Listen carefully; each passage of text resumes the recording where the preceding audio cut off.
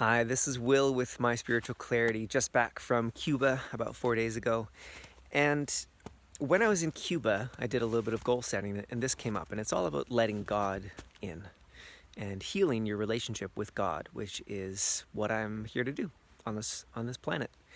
And although it's my mission in life, it's my purpose, I don't hold it so heavy.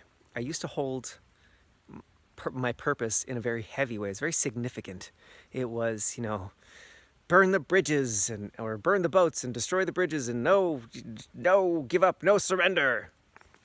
My life or you know, at all costs, all that kind of stuff.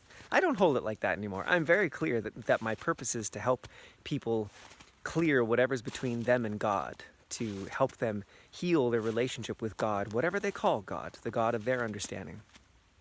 And sometimes it is so uncomfortable. When I go to church on Sunday and they have a very specific belief about who God is and what God's name is, to stay in relationship with those wonderful, amazing people, knowing that when I tell them or share, when it comes up in conversation that I do not see or accept Jesus as my Lord and Savior, it is incredibly uncomfortable. It is ripe for rejection. I've been rejected before for sharing it. And it's still my purpose. It's still what I'm here to do. And I see it as yet another chance to let God in. So that's what this video is about, is let God in.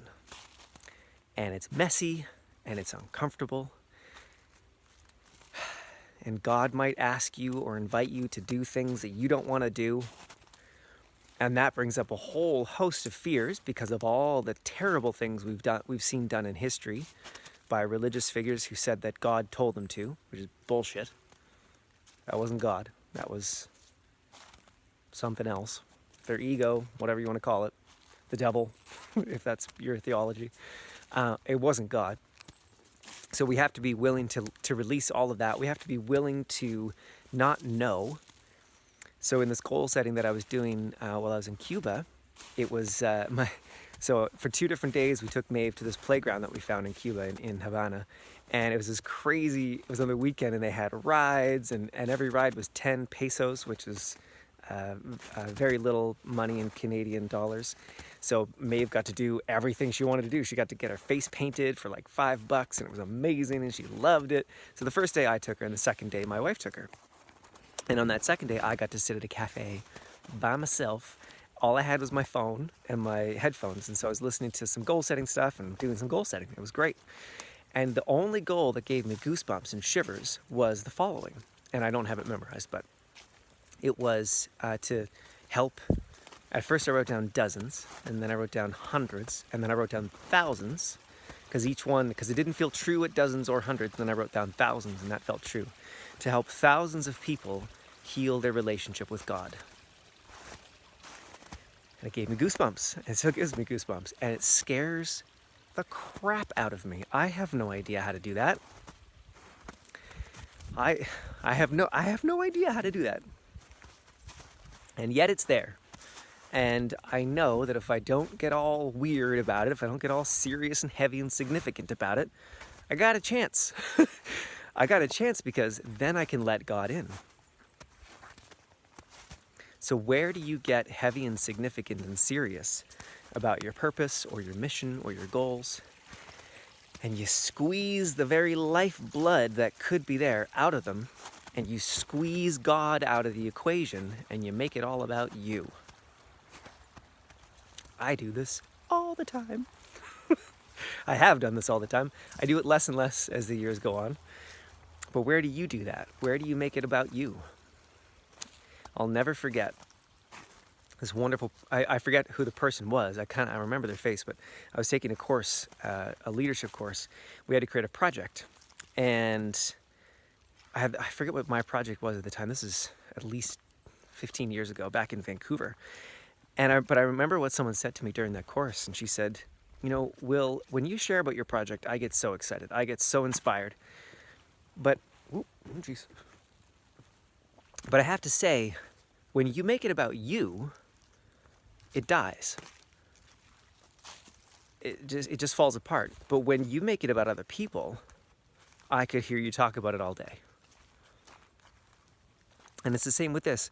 When you let God in, you drop the significance and the heaviness and the seriousness, and you just get to work. You just get it done. So, where could you let God in? Where could you let go of the significance and let God in? What is your mission or goal or purpose that you've been hamstrung on? Is that the right expression? Held back by because you've been just too dang serious. I'd love to hear in the comments below, what is your mission or purpose or goal that you've realized either before this video or because of this video, that you've realized, oh crap, I've been too significant, I've been too serious about that, and if I let God in, I might have a chance. Or better yet, we might have a chance, the good Lord and I. And a fun joke about that, if you haven't heard it before, a man's walking down the road and he sees this beautiful garden. And he walks up to the gardener who's there and he says, oh, you and the Lord have a beautiful garden. And the man says, I catch your point that everything is God, but you should have seen this garden when God had it all to himself. And I love that because it points to this thing. Where can you let God in, but you still got to tend the garden. You still got to plant the seeds and talk to people and create what you're going to create. It doesn't mean that your hands go up and you just let everything happen around you. Have an amazing day. I hope this has been helpful, maybe a little bit inspirational, and can help you let God in a little bit more. See you soon.